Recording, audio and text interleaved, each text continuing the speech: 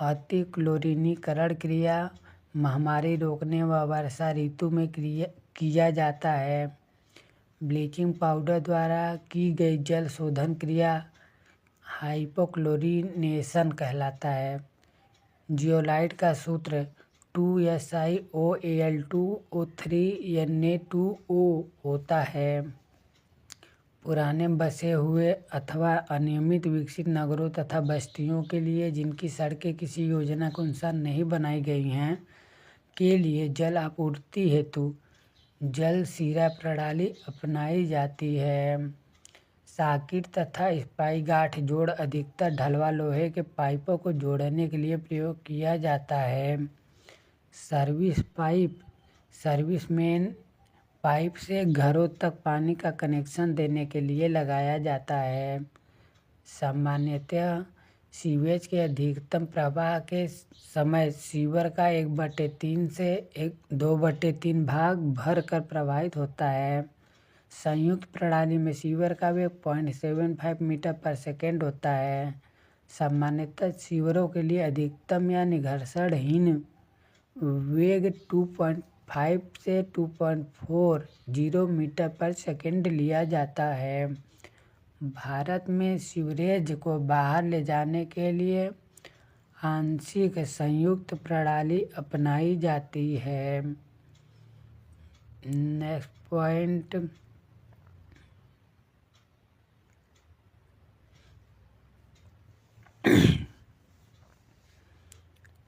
Important point,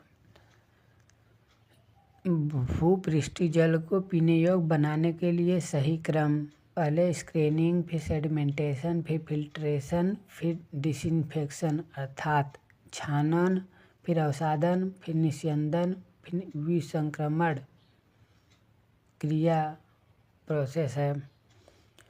छानन क्रिया में पानी में भारी जल तथा मोटे कणों को छन्नक द्वारा अलग किया जाता है।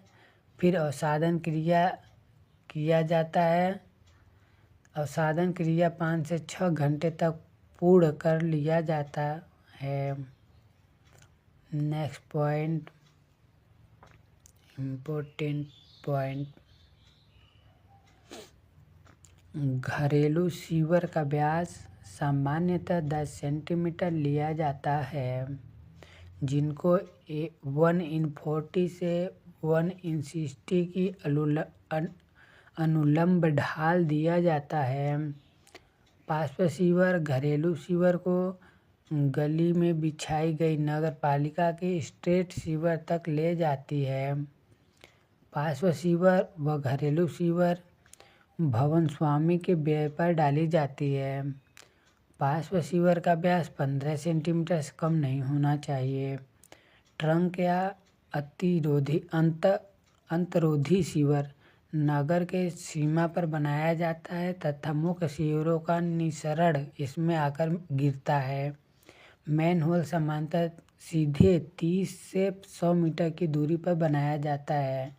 फ्लशिंग टैंक सीवरों में रुके कचरे को बहाने तथा सफाई करने के लिए बनाई जाती है। सीवरों की फ्लशिंग 24 घंटे में 2 से 3 बार किया जाता है। साइफन में सीवेज का न्यूनतम वेग 1 मीटर से 1.20 मीटर प्रति सेकंड के मध्य रखा जाता है। जब नाले, खाई या अन्य बाधा का तत्व सीवर के तल से थोड़ा ऊपर हो तो इस पर बनाई गई संरचना उल्टा साइफन कहलाती है। सीवर सामान्यतः भूमि तल से 1 से 1.2 मीटर नीचे डाला जाता है। सामान्य स्थिति में सीवर की मात्रा 150 लीटर प्रति व्यक्ति प्रतिदिन लिया जाता है। नगर पालिका के सीवर का व्यास 15 सेंटीमीटर से कम नहीं होना चाहिए। जब दो सीवरों के मिलन तल में 60 सेंटीमीटर से अधिक का अंतर होता है तो ड्रॉप मैनहोल बनाया जाता है। सीवर डालने अर्थात बिछाने का कार्य अंतिम छोर से प्रारंभ करके ऊपर यानी हेड की ओर ले जाया जाता है। नेक्स्ट पॉइंट, सीवर बिछाने का कार्य थियोडोलाइट द्वारा किया जाता है। सीवर लाइन की ढाल जीटीएस बेंचमार्क की सहायता से किया जाता है। ट्रैप दूषित पानी व वाहित मल को तो बाहर निकलने देता है, परंतु सीवर गैस को अंदर आने से रोकता है। पेयजल में बी कोली की मात्रा पता लगाने के लिए जैव परीक्षण किया जाता है। सामान्यतः नदी के पानी में 8 ppm व समुद्र के पानी में 6 से 7 ppm ऑक्सीजन पाई जाती है। सीवेज के प्राथमिक उपचार में सर्वप्रथम छन्नीकरण अर्थात स्क्रीनिंग की क्रिया अपनाई जाती है। पेयजल में फिनैलिक यौगिक की मात्रा 0.001 ppm से अधिक नहीं होना चाहिए। सादे अवसादन टैंक का अधिकतम प्रवाह 1500 से 2000 लीटर पर घंटा पर मीटर स्क्वायर होता है। अवसादन टैंक में कड़ों के नीचे बैठने की दर टैंक की सतही क्षेत्रफल पर निर्भर करता है, न कि गहराई पर। मंद रेत फिल्टर का शोधन काल 2 से 3 महीने तक लिया जाता है। मंद रेत फिल्टर में प्रयुक्त कण का प्रभावी माप 0.25 से 0.35 mm के मध्य होता है। स्कंदन टैंक में अवक्षेपण काल साधारणतया 2 से 6 घंटे तक के लिए लिया जाता है। सीवरेज प्रणाली का अभिकल्पन 25 वर्ष के लिए किया जाता है। Next point, exam point. Drop manhole सामान्यतः पहाड़ी सड़कों में दिया जाता है। सल्फाइड निघर्षण प्रतिरोध लेड सीवर में होता है। सीवर को उठाने के लिए अपकेंद्री पंप का प्रयोग किया जाता है। सीवेज में प्रति लीटर 1500 से 2000 mg ठोस पदार्थ होता है।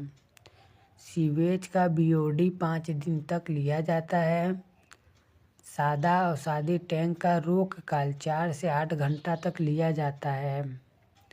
अवसादी टैंक की अधिकतम गहराई 3.5 मीटर होता है। सीवेज उपचार प्लांट के ग्रिड चैम्बर में रोक काल 1 मिनट रखा जाता है। नेक्स्ट पॉइंट, सेप्टिक टैंक से डाइजेस्ट स्लज को 3 वर्ष बाद निकाला जाता है।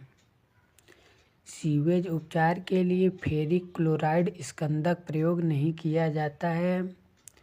क्षारीय पहचान के लिए स्लज का पीएच मान 7 से अधिक होता है।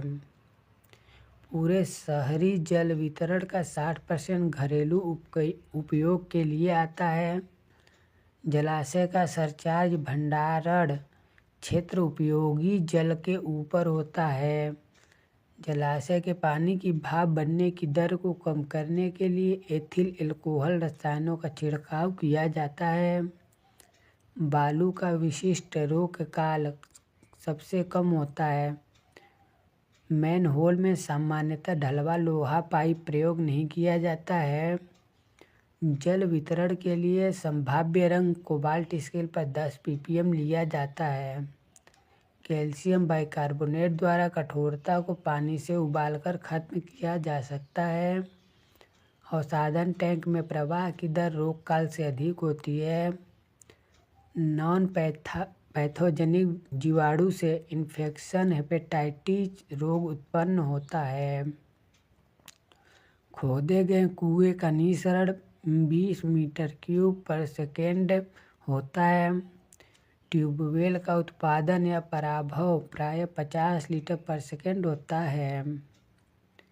घरेलू उपयोग में होने वाले पानी में गंधलेपन की अनुज्ञेय सीमा का मान 5 से 10 ppm तक होता है। घरेलू उपयोग में आने वाली पानी में ठोस कणों का मान 500 से 1000 ppm होता है।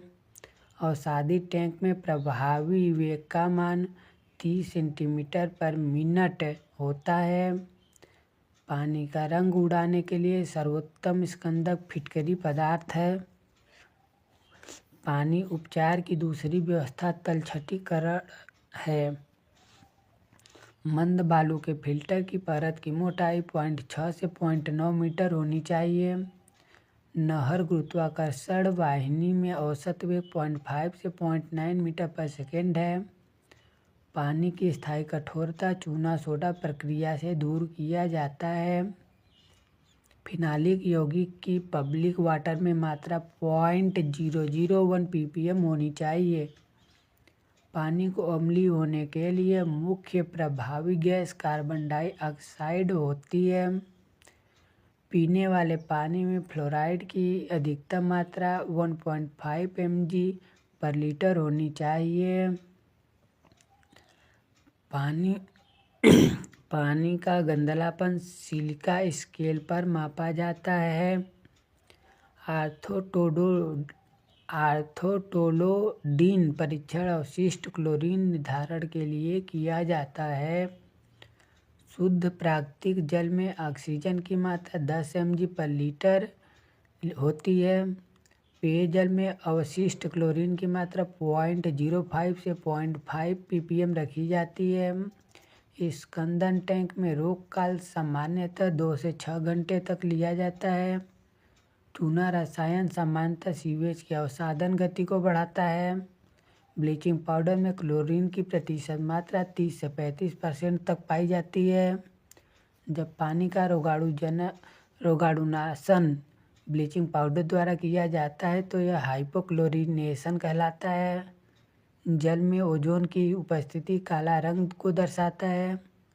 सामान्यतः पेयजल में मैग्नीशियम की मात्रा 150 ppm होती है। मृदु पानी का अधिकतम ppm का मान 150 ppm होता है। खारे पानी का न्यूनतम pH मान 1000 ppm होता है। पृथक प्रणाली सीवर में सीवेज का मान 0.6 से 0.9 मीटर पर सेकेंड लिया जाता है। पृथक प्रणाली में सीवर की दक्षता शुष्क ऋतु प्रवाह का 3 से 6 गुना अधिक लिया जाता है। घरेलू सीवर के लिए उसका वेग किसी स्थिति में 0.60 मीटर पर सेकेंड से कम नहीं लेना चाहिए। सामान्यतः निघर्षणहीन वेग का मान 0.25 से 3 मीटर पर सेकेंड लिया जाता है। सामान्यतः सीवर में सीवेज के अधिकतम प्रवाह के समय सीवर का 1/3 से 2/3 भाग तक खाली रखा जाता है। घरेलू सीवर डालने हेतु प्रयोग में लाई जाने वाले पाइपों के अनुलंब ढाल 1:40 दिया जाता है। बड़े सीवर में 2 मैनहोल के बीच 300 मीटर की दूरी होती है। ताज़ा सीवेज क्षारीय होता है। जल वितरण के लिए सामान्यतः ढलवा लोहा पाइप प्रयोग किया जाता है। एंटी साइफन का प्रयोग सामान्यतः WC ट्रैप के साथ किया जाता है। क्लोरीनीकरण के द्वारा बैक्टीरिया निकाला जाता है। गंधलापन को ppm में प्रदर्शित किया जाता है। जीवाणु पुनः सेल डिवीजन विधि द्वारा तैयार होते हैं। घरेलू पेयजल में नाइट्रोजन की मात्रा 45 ppm होती है। सीवर का वृत्ताकार परिच्छेद 1.5 मीटर व्यास के लिए उपयुक्त होता है। महीन निलंबित पदार्थ तलछटीकरण से दूर किए जाते हैं। पानी में तेल व ग्रीस तैरते टैंकों से अलग किया जाता है।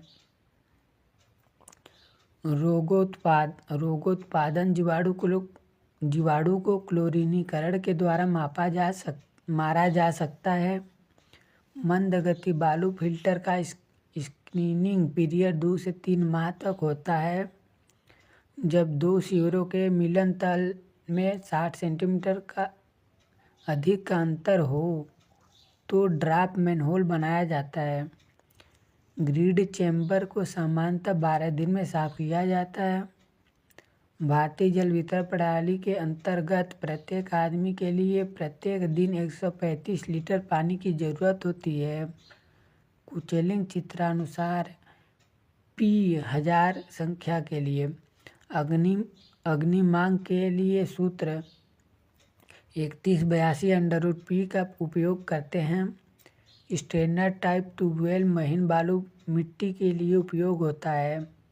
पंपिंग सेट की दक्षता सामान्यतः 65% होती है। घरेलू उपयोग होने वाले पानी का रंग कोबाल्ट स्केल पर 1 से 10 ppm होता है। पार्श्व सीवर का न्यूनतम व्यास 15 सेंटीमीटर लिया जाता है।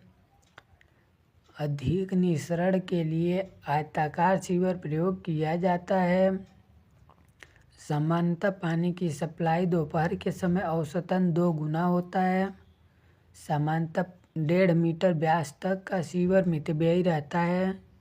जब दो सीवर आपस में मिलते हैं तो दोनों के बीच 30 डिग्री से कम कोण बनने पर कठिनाई उत्पन्न होती है। पैथोजेनिक जीवाणुओं को क्लोरीनेशन द्वारा नष्ट किया जाता है। बीओडी का पूरा नाम बायोकेमिकल ऑक्सीजन डिमांड है। यदि कार्बनिक पदार्थों की मात्रा सीवर में बढ़ती है तो ऑक्सीजन की मात्रा बढ़ेगी। सबसे ज़्यादा शुद्ध जल स्रोत झरने का होता है। वाटर हैमर दबाव को कम करने के लिए मुख्य पाइप में वायु वाल्व देते हैं। अधिकतम क्षारीय जल का pH मान 14 होता है। पानी की स्थायी कठोरता को उबालकर दूर किया जाता है। जल वितरण के 20 से 30 मिनट पहले क्लोरीन मिलाते हैं। कच्चा जल को केवल क्लोरीन से उपचारित किया जाता है, उसको प्रथम क्लोरीनीकरण कहते हैं। सादा क्लोरीनीकरण में क्लोरीन की 0.5 mg/लीटर मात्रा पाई जाती है। द्विक्लोरीनेशन के लिए सामान्यतः सोडियम थायोसल्फेट यौगिक प्रयोग किया जाता है। नेक्स्ट इम्पोर्टेंट पॉइंट, जो पानी घरेलू उपयोग में खर्च होता है उसकी अधिकतम कठोरता 200 mg/लीटर होती है। बच्चों के उचित दांतों को बढ़ने के लिए 1 mg/लीटर फ्लोराइड मिलाया जाता है। बड़े सीवर में 2 मैनहोल के बीच 300 मीटर दूरी होती है। फिटकरी कैटेलाइज्ड क्रिस्टल होती है। गुरुत्वीय बल के विरुद्ध जो पानी मृदा में रुकी रहती है विशिष्ट रुक्षता कहलाती है। मानक अंडाकार खंड की गहराई 1.5 डाया अर्थात D रखी जाती है। वितरण पाइप में जल प्रवाह दर 3.3 मीटर पर सेकंड से अधिक नहीं होना चाहिए। सीवर में कार्बनिक पदार्थ की मात्रा लगभग 45% होती है। सामान्यतः नदी के जल में ऑक्सीजन की मात्रा 8 ppm पाई जाती है। सीवर पाइपलाइन को ऑटो लेवल यंत्र की सहायता से बिछाया जाता है। अच्छे कुएं के लिए उसके नीचे की मृदा मोटी बालू की होनी चाहिए। सीवर जिसका अभिकल्पन 40 से 50 वर्ष के लिए किया जाता है वह मुख्य सीवर कहलाता है। सीवर पाइप में मुख्य रूप से hydrogen sulphide, carbon dioxide, methane gas पाई जाती है। 10-in-1 सेप्टिक टैंक में बाहर की तरफ ढाल दिया जाता है। जल वितरण प्रणाली में पानी की क्षति 1.5% लिया जाता है।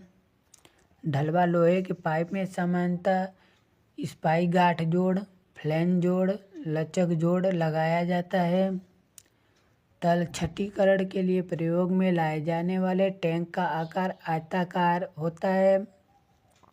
दानेदार पदार्थ की सतह से पानी को निकलकर शुद्ध करने की विधि छानना अर्थात फिल्ट्रेशन कहलाता है। पंप बंद करने पर पानी के प्रवाह को वापस जाने से रोकने के लिए रिफ्लक्स वाल्व का प्रयोग किया जाता है। तूफानी पानी की मात्रा का निर्धारण करने के लिए मेनिंग का सूत्र प्रयोग में नहीं लाया जाता है। पुलिया के नीचे वृत्ताकार मल जल निकास सर्वाधिक प्रयोग किया जाता है।